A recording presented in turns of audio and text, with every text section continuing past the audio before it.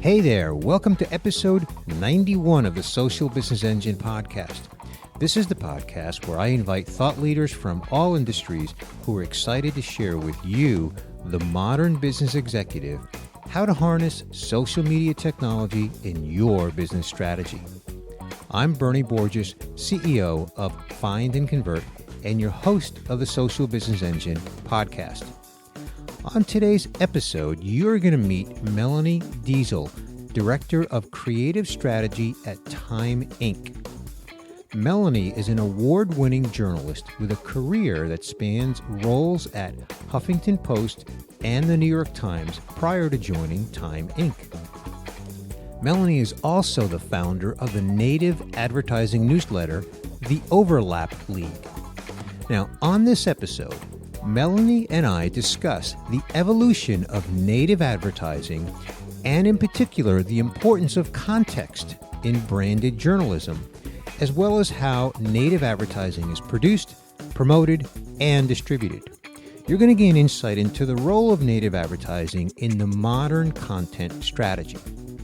Now, this episode is in cooperation with Social Media Strategies Summit taking place February 9th to the 11th, 2016 in Las Vegas, Nevada. Melanie Deziel is one of about 20 speakers at Social Media Strategy Summit. In fact, I'm also a speaker at this event. I'm also emceeing this event. Now, I have a promo code for you that you can use to get a 15% discount for this event. Just visit their website, which is socialmediastrategiessummit.com. That's all one word. And then use the promo code, are you ready for this? SMSS Vegas 15. So again, SMSS Vegas 15 when you register to get your 15% discount. Now, I know that's kind of a long promo code. So the other thing you can do is just visit our show notes page for this episode at our website at socialbusinessengine.com. And of course, we'll have a link to the Social Media Strategy Summit and this promo code. Now, while you're there, be sure to subscribe to get our weekly updates, which we email every Friday. So I hope to see you at the Social Media Strategy Summit, February 9th through the 11th, 2016 in Las Vegas, Nevada. And now, here's my interview with Melanie Deziel from Time Inc. Melanie, welcome to the Social Business Engine podcast. Thanks for having me, Bernie. Terrific. I have been looking forward to this conversation, Melanie, because you have been a branded content professional for quite some time at media properties such as the Huffington Post, the New York Times, and currently you're the Director of Creative Strategy at Time Inc., a well-known brand. So, Melanie, let's begin with, what does Director of Creative Strategy do at Time Inc.? It's an interesting question. You know, it's one of those titles that doesn't have the description built in, but essentially my role at Time Inc. is to help act as air traffic control anytime an advertiser comes in and they want to do a content program that spans more than one of our properties, because Time Inc. has 35 plus US-based properties. So whenever an advertiser wants to do a content program, that spans more than one, we want to make sure that those strategies are aligned, that we're optimizing as much as possible, and that we're utilizing all the resources and insights at our disposal, even though they might be housed in different magazines or on different websites. So, you know, a lot of organizing, a lot of cross-brand strategizing, and really just trying to make our multi-mag content programs as effective as possible. You make it sound so simple, but somehow I want to think it's not as simple as it sounds. Not quite. You know, it's one of the things that is so challenging, but also so wonderful about working for a brand like Time Inc. is that we have these different properties. So we've got so many different audience sets and so many different formats we can use, you know, at our disposal, and so many different tones and voices. So it's really an exciting proposition to have to look at a single strategy and figure out how does that come to life on, you know, on the website of Sports Illustrated or in the magazine of Entertainment Weekly, or maybe at an event for Food and Wine. So trying to find the common threads and really sew something together that makes logical sense across all those brands is actually really exciting. Right. Sounds like fun too. Yeah, for sure. Well, Melanie, you also founded the overlapleague.com. So can you explain what is it and why did you start it? Yeah, so let me start with the backstory because I think that would help it make a little more sense. So I studied journalism in school. I always thought I would end up, on the editorial side of one of the publications I've worked for. And I quickly found myself coming into native advertising, which is really at the center of, advertising and journalistic storytelling. And what I found is that I wasn't alone in sort of having dual learning curves, right? Because you've got all these folks from the marketing and advertising world who are trying to learn the tools and tactics of storytelling. And then you have all these folks who are copywriters and journalists who are trying to learn the tools and tactics of marketing to create something in the middle that really makes sense for consumers and for advertisers.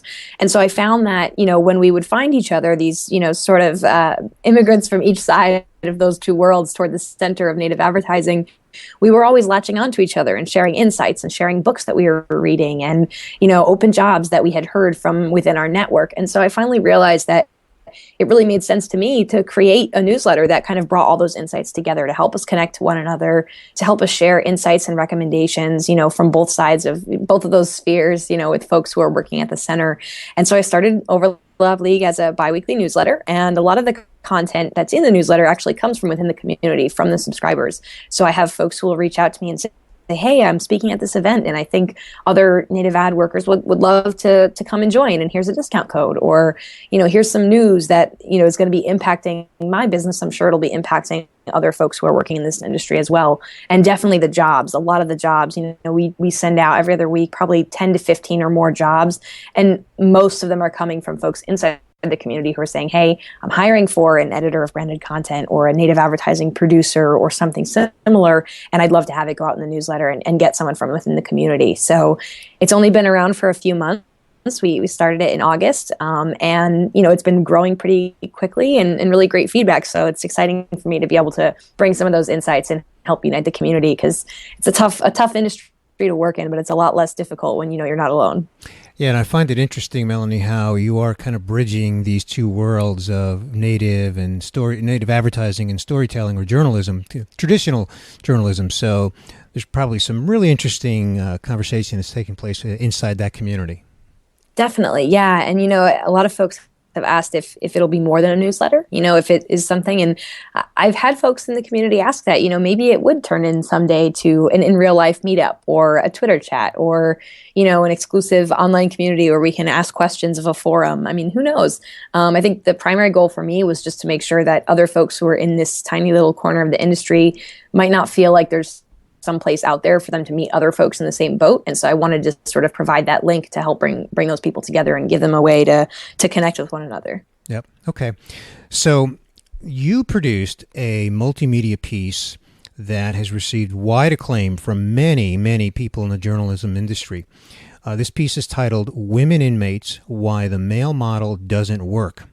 Now, what I find fascinating, Melanie, about the accolades that this piece received is that this content is native advertising, and it was paid for by Netflix to promote their show, Orange is the New Black.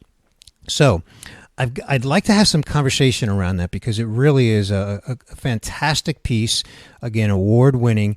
And so I'd like to ask you a few questions, and admittedly, I'm going to kind of unload a bunch of questions on you, and so feel free to just tackle them in any order, and we'll have some conversation around them. So first one is, how did that piece even come together, and what is it about it that is quote unquote native advertising, and were there any known challenges and risks that you identified going into it, and then after the fact, in hindsight, which of course is always 2020.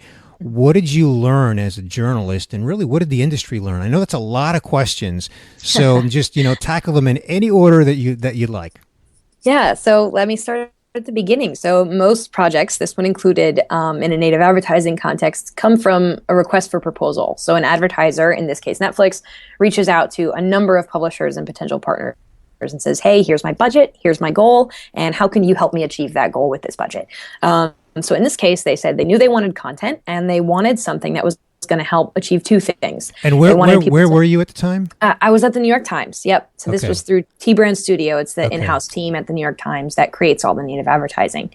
So they reached out to us and gave us that opportunity and said they want to achieve two things. They obviously want awareness that the second season of Orange is the New Black is coming out, and they want people to know that it's based on a true story. There's different audiences would be interested in different parts of the show, but the New York Times audience, they thought, would really be interested in the true stories that inspired it. So what we came back with them was, listen, well, the one thing New York Times readers love is they love a really good story. They want facts.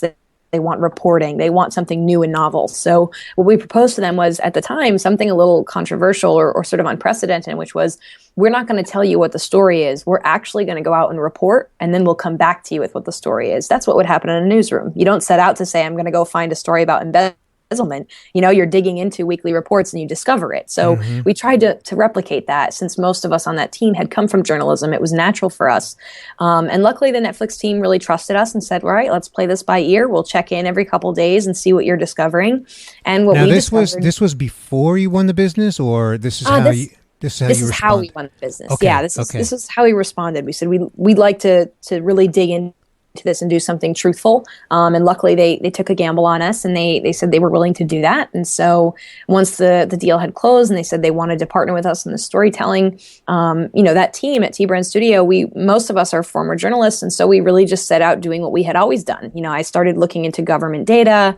My video team started talking and filming with current and former inmates and researchers and advocates. And what emerged over the course of a few weeks was this narrative that the women's prison system is really not designed to help women get back on their feet, but really in many ways handicaps them to end up back into the system again and again. And so, because it had been modeled off the male model of prison, which there's a lot of nuances that make that not work well. So that was a story we emerged with, and we brought that back to Netflix. And again, kind of a controversial story. Not exactly what you expect, but I think they understood the importance of authentic storytelling, and that was definitely a challenge to come out of the gate and say, hey, we're telling a story that's about real women and not about, the characters or the plot lines. But the lucky thing for us is that the show is inspired by true story. It is inspired by a book of a woman's real experience. So it was a natural fit for us to tell a true story and have a logical connection to the show.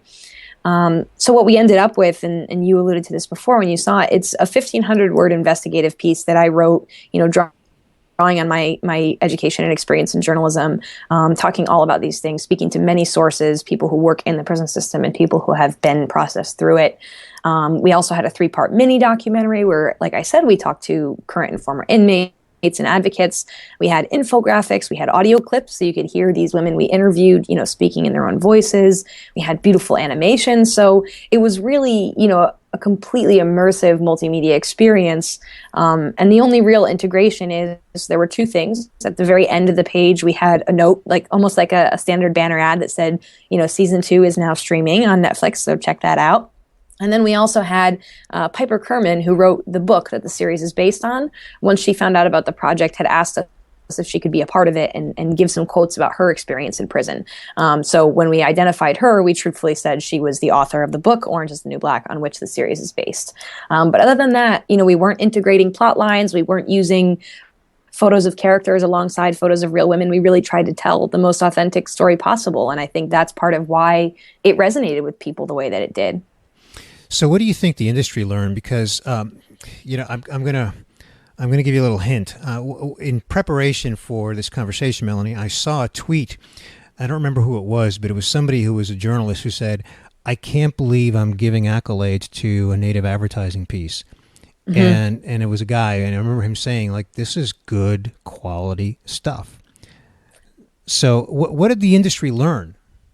I think what was incredible for us, and I always joke about this, for those of us who come from the journalism world, we're not really doing anything extraordinary. We're doing what we've always done. But I think what surprises people is when you're doing it in a paid context, right? So one of the tweets, and maybe it's the one you saw, the media critic from the New York Times, David Carr, the late David Carr, had tweeted about it. All native advertising doesn't suck. Check out this peach. And for us, that was a big win for us. That piece was lauded as, sort of winning skeptics and of proving that you could do it in an authentic way that wasn't selling a product, but still was bringing value to the users and the readers, to the advertiser, and to the publisher, obviously, creating a new revenue stream. So I think what it taught people is that if you can take a step away and think about the storytelling and not just the selling, that you can find a way to tell an authentic story that still brings value. That you don't have to, sort of just use the story as an excuse to sell later on, but you can truly just focus on that story. And what we saw anyway is that when we did it that way, when we relied on the authenticity at the core, The piece performed incredibly well.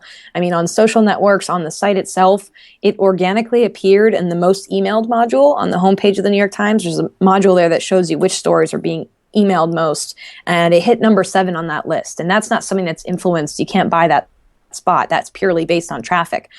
So what we saw, and later on, a report came out that said it was among the top 2% of all content on the New York Times that year. So, when we create truly great content, readers react to it the way they react to any truly great content. They share it, they engage with it, they pass it along to friends. So hopefully that was an inspiration for people to try to be as authentic as possible in their storytelling, to recognize that there's a lot of stuff out there. And if you want to get people's attention, it has to be just as good as what they're reading before and after. Mm-hmm. Okay. Well, that's an awesome accolade or achievement of the top 2% of all content in the New York Times. Wow. Very impressive. Congratulations on that. Well, you talk a lot about doing this native advertising in a way that's context conscious. And I read an article that you wrote where you even said, try pronouncing that fast 5 times. I'm not going to go there. But where I do want to go is you've identified 5 elements of what it means to successfully have context conscious content. And so I'd like to, if we could, Melanie, if we could step through each of those 5 elements, because I think, everything we've discussed so far kind of sets the stage for that discussion. We've talked about, a great example of native advertising and what it is and how, in this example, how it had great results. So now let's talk about how do you do that in a way that's context conscious? Yeah, definitely. So, and I think I hinted at this a little bit when I talked about, working here at Time Inc. Obviously, every publication that a brand is going to partner with has their own voice. They have their own tone, they have their own aesthetic, they have their own audience. So to create a single piece of content and expect it to fit naturally in different contexts like that is really not the best way to go. It's not getting you the most bang for your buck. So what I advise is that whenever you're creating content for a new place, and that could be a publisher partner or it could be on your own properties, to think about some of these 5 things and make sure that all of them are aligned. So the 5 are your topic, the voice or tone, the format, the navigation, and the disclosure.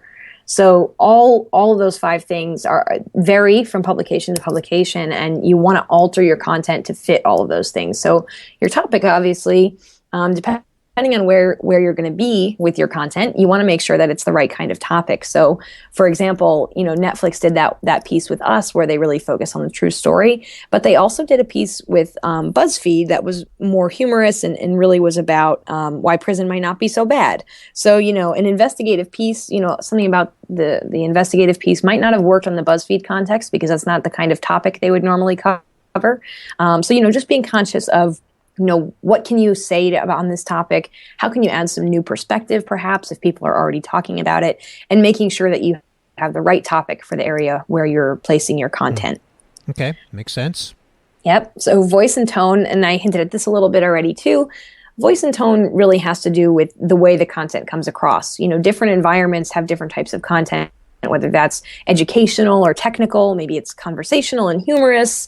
It might even be, do they swear? Do they not swear? Do they address the reader directly? There's a lot of different ways that a publication can talk to its audience. And you want to make sure that if you're going to be alongside their content, you want to be talking to them in the same way. And so another easy example is to think when people post on Facebook, they tend to be very conversational, right? They use emojis, they're very silly, they might even swear a little, it depends on their own personal voice. Whereas on LinkedIn, folks tend to be much more professional, much more buttoned up, and they speak in a different voice. And so your content should do the same thing. It should be almost translated into the voice of the publication where you're going to live. And so that's why when we did it on the New York Times, the piece that we wrote was fairly formal. It used a lot of, similar language and statistics and sourcing that some of the others would have used because we wanted it to feel natural in that voice and tone. Can I just ask a little clarification question on that, Melanie? Sure. Because did I hear you say that, in other words, when you're repurposing content, so you may share content on LinkedIn and repurpose it in a way that's more appropriate for LinkedIn, then you might share the same content repurposed differently for a different location online? Is that what you mean? Sure. So, for example, when this podcast goes live, I'm going to post it on Facebook and say, "Hey, friends, check it out. I was on this podcast. How exciting!" Whereas when I post it on LinkedIn, it's probably going to be a lot more professional and say, "I sat down and had a great conversation about native advertising." Where it'll be a Right. different tone because of Right. the audience is different and their mindset is different. And so Right. your content can do the same thing when you're speaking in one environment. We all have our different voice of how you talk to your friends versus maybe your kids versus your boss. So you Right. should adapt your content in the same way. Okay. Got it. Thank you. Yeah. So format is the next one. And this one I think is one of the most fun. So thinking about where your content is going to live, is it going to be in print versus digital? Is it mobile, social? What sort of formats can you use to bring that to life? So that might be text or photos. It might be a gallery or a slideshow. Maps, illustrations, infographics. Now we're talking about virtual reality and 3D video and 360 video. So I think it's so exciting to think about all the different ways that a piece of content can come to life, and in all the ways that are organic for wherever it is that you're going to live. So, we talked about the Netflix example. On the New York Times, all of those formats, whether it's video, written text, infographics, audio clips, those are all very organic to the New York Times. Those are the things that are showing up there anyway. But different publishers have different formats that they embrace, So here at Time Inc., Cooking Light, one of our cooking properties that we have, tends to use a lot of galleries and slideshows. That's how they like to do that. They like to show, 10 recipes to cook tonight, or here's 15 recipes you could make in under 15 minutes. And they're always in the slideshow. So you'd want to make sure if you were coming onto the Cooking Light platform that you were also presenting that content in a slideshow, to make sure it's organic. So, everywhere that you might partner with, or even on your own blog or your own properties, you want to make sure that you're posting the right format of content so that it lands with people in a way that's familiar to them. Right. Okay. Cool.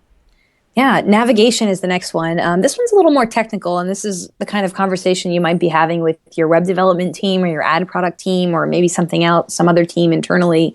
But how do people experience the content? And so this is one of the things that, so often I think we've all clicked on what we thought was a video, and you arrive on the page and it's not a video at all. It just looks like a video, and now you're disappointed. Or maybe it's a slideshow, but you have to click multiple times on the arrow to get it to go to the next slide, and that's just not how we expect slideshows to work. Yeah. So just thinking about how people navigate around the page, how they consume content, how do they get to the next content? Can we make sure that that's a smooth experience for them to go from one to the other? So just, taking the user experience into account when you're presenting your content. Sure. Okay. Yeah, and the last one is disclosure, and I think this applies more so to publisher partnerships and native advertising, like what we're talking about, than it would to a brand's owned properties. But this is important, especially in native advertising, because it's loosely regulated, but I'm sure those things will change as we grow and mature as an industry. But how exactly should you disclose the advertiser's role in the content? And this differs. Unfortunately, right now, it differs for every single publisher. Some identify it as sponsored, some say content provided by, some say, sponsored content, or paid post is the terminology that the Times uses. So you have to take that into account and make sure that it's very clear.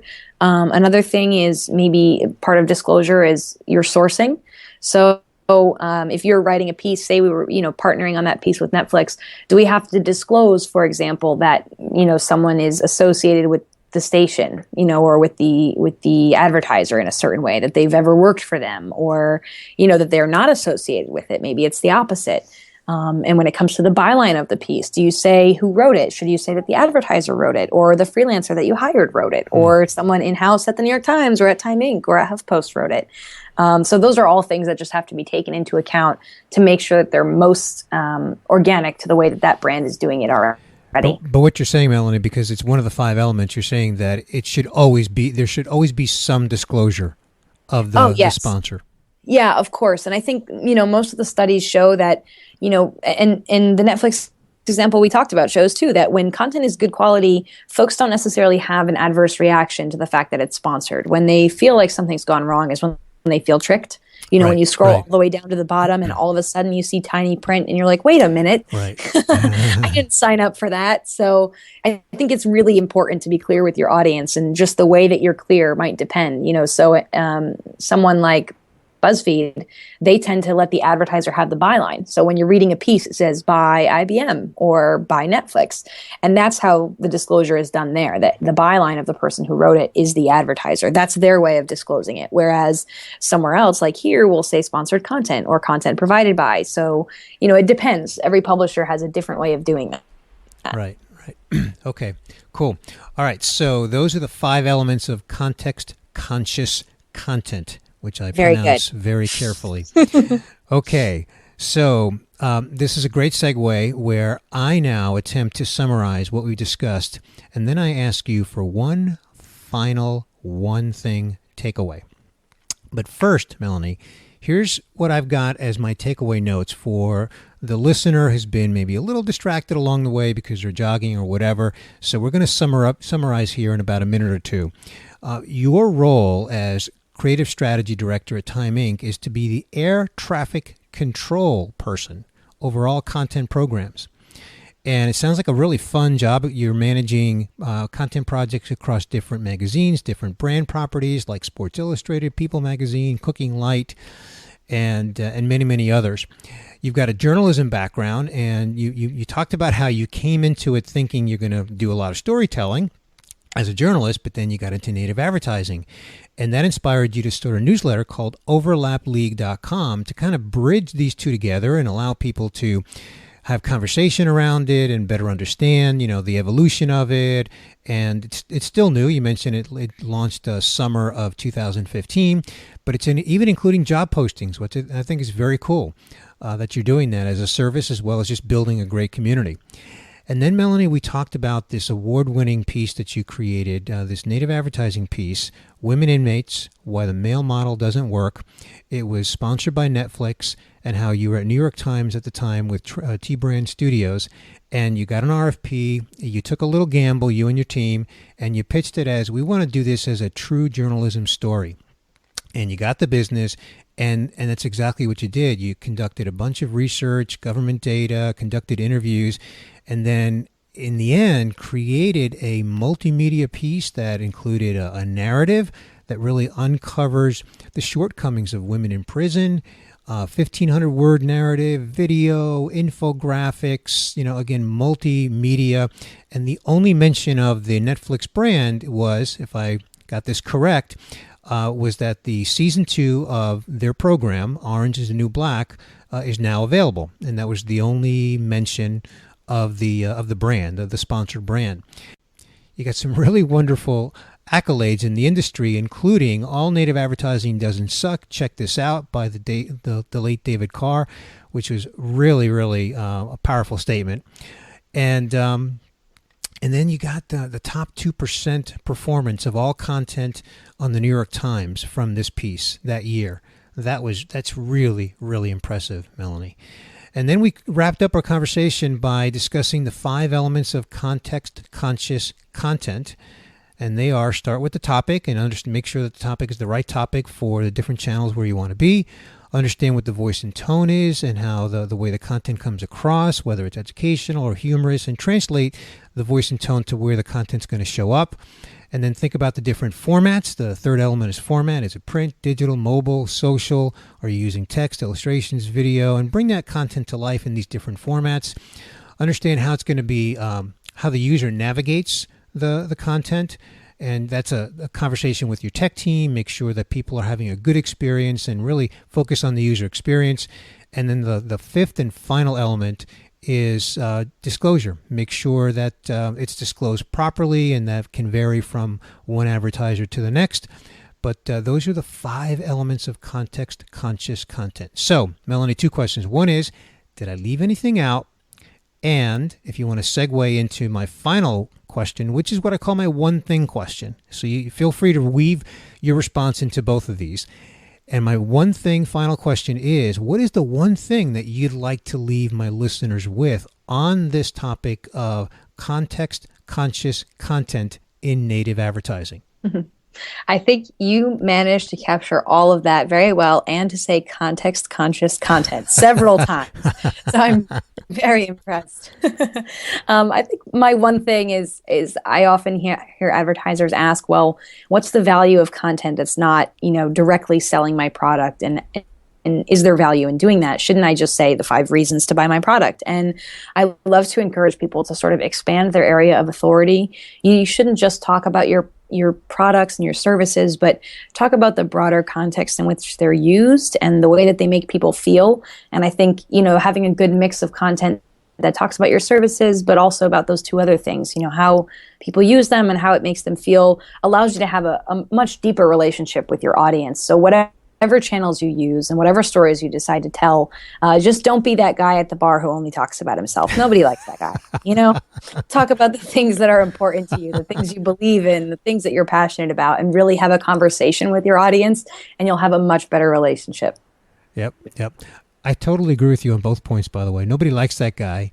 And yes, broader context of how it makes people feel. And like you said, build a deeper relationship with your audience. Fantastic. I love your response. Melanie, where can we send people to learn more about you and the work that you're doing? Well, you can learn more about me at my website at mdeziel.com. You can sign up for the newsletter if you're interested at overlapleague.com. We'll have that linked up in the show notes.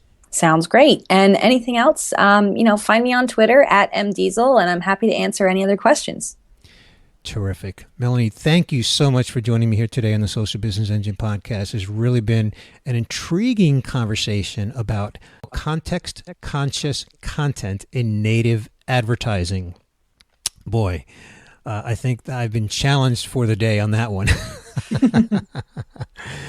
Well, everyone knows that this episode is in cooperation with Social Media Strategies Summit because I talked about it in the introduction, so I'm going to mention it again here as we close it out. And it is taking place February 9th through the 11th, 2016 in Las Vegas. Melanie Deziel is a speaker. I'm also a speaker. In fact, I'm emceeing the event, which I thoroughly enjoy doing.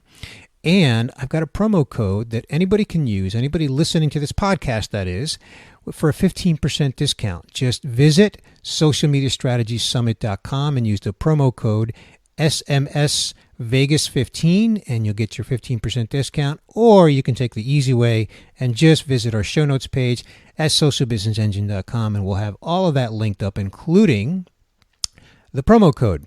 But while you're there, be sure to subscribe to get our weekly updates, which we email out every Friday, and this way you won't miss a future episode. And I do hope that I see you at the Social Media Strategies Summit in February in Las Vegas. Hey, if you're a regular listener to the Social Business Engine podcast, first, thank you. I really appreciate you listening. If this is your first time listening to this podcast, well, thank you as well, and I hope you enjoyed it. And I hope that you'll push the subscribe button on your podcast player so that you don't miss future episodes. If you're an iTunes subscriber, I'd be very grateful if you'd write a review for this podcast to help others discover it. We have a link to this podcast in iTunes at socialbusinessengine.com/iTunes. And lastly, I invite you to engage with me on Twitter. I am at Bernie Borges, and our podcast Twitter handle is at SBEngine. And we also have a Facebook page, which is appropriately named facebook.com/socialbusinessengine. And you can follow our hashtag SBE Show. Well, that's going to do it for this episode. I want to thank my guest again, Melanie Deziel, Director of Creative Strategy at Time Inc. This is Bernie Borges of Find and Convert, wishing you continued success on your social business journey.